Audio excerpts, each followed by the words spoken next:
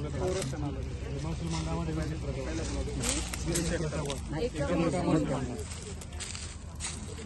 आपण एक बंद एक प्रस्ताव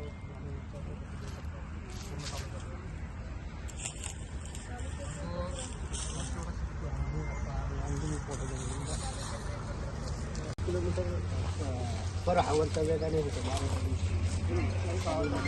वाऱ्यामुळे पावसाचं प्रमाण तसं कमी आहे. 18 तालुका आता हे जे आहे आता छोटे शेतकरी त्यांचं काही उन्हाळ्याच्या पण बसलं आहे की नाही ते बघून घ्या. कोण आहे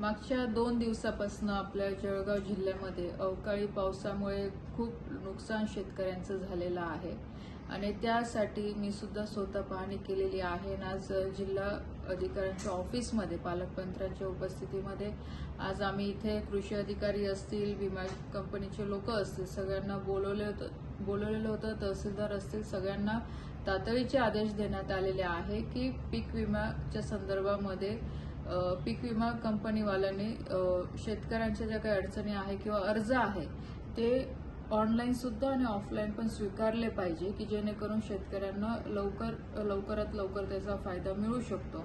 आणि तशीच एक बाब आपल्या जळगाव जिल्ह्यातली ICICI बँकेच्या संदर्भात आणि HDFCच्या संदर्भात सुद्धा झालेली आहे की मागच्या वर्षी बँकांच्या चुकांमुळे शेतकऱ्यांना त्या योजनेपासून वंचित राहावं लागणार होतं.